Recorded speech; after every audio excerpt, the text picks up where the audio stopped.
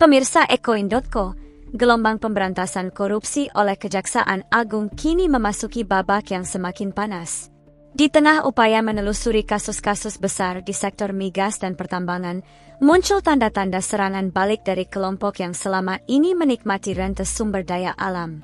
Pengamat intelijen, Sri Rajasa, menilai bahwa korupsi di sektor strategis kini tidak lagi berdiri sendiri, melainkan telah berkembang menjadi grand corruption dan political corruption, sebuah simbiosis gelap antara sebagian penyelenggara negara, pengusaha besar, dan makelar yang bekerja di balik layar.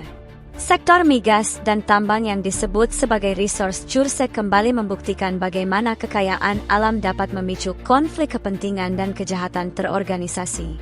Serangkaian pengusutan kejagung atas tata niaga migas hingga konsesi tambang disebut telah menyentuh simpul-simpul oligarki yang selama ini menguasai jalur distribusi rente.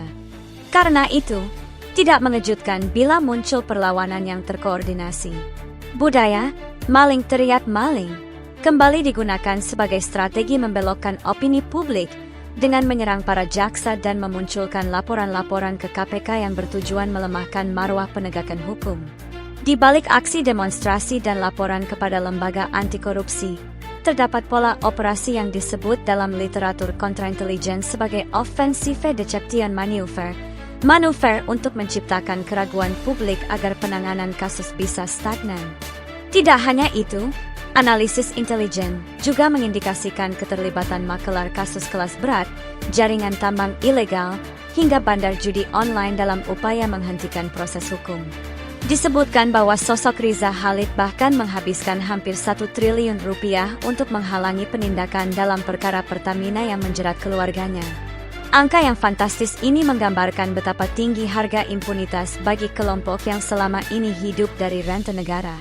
Inilah alasan perlawanan mereka tidak boleh dianggap sebagai dinamika politik biasa, melainkan bentuk obstruction of justice yang jelas-jelas bisa dipidana. Saat ini, negara menghadapi ujian kewibawaan.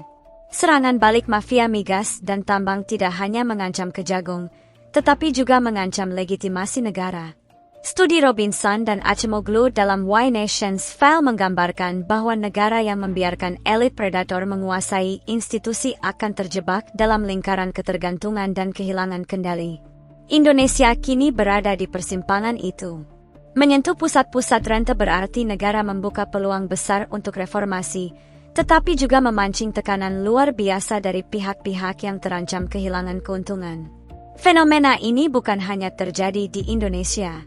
Dari Brasil dengan skandal Petrobras, Meksiko dengan kartel minyak ilegal, hingga Nigeria yang dibayangi mafia minyak mentah, semua menunjukkan pola yang sama.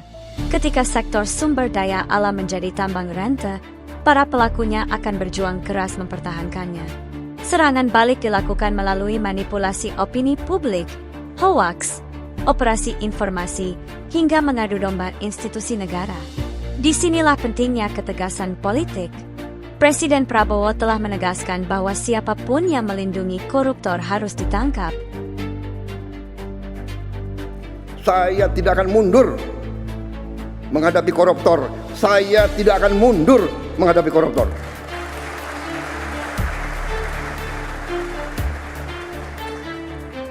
Mereka harus mengerti, saya ini siap mati untuk bangsa dan rakyat ini. Saya tidak takut. Mafia manapun saya tidak takut. Ini menjadi sinyal bahwa negara tidak boleh gamang.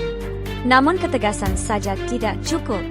Kepercayaan publik harus dipertahankan agar masyarakat tidak mudah terjebak dalam propaganda yang sengaja dibuat untuk merusak integritas Kejagung. Literasi publik menjadi benteng sosial agar masyarakat tidak dimanfaatkan sebagai alat operasi informasi oleh kelompok mafia.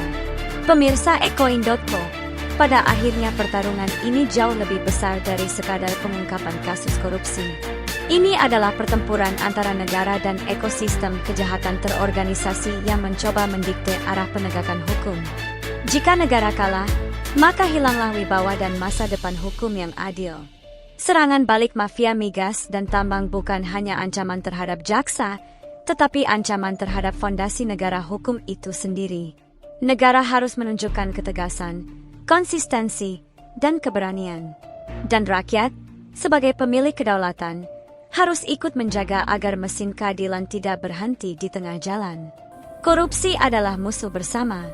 Kekalahan negara pada perang ini akan menjadi kerugian sejarah bagi generasi yang akan datang. Terima kasih telah menyaksikan berita dari ecoin.co. Agar selalu dapat info update, klik like, komen, subscribe dan share.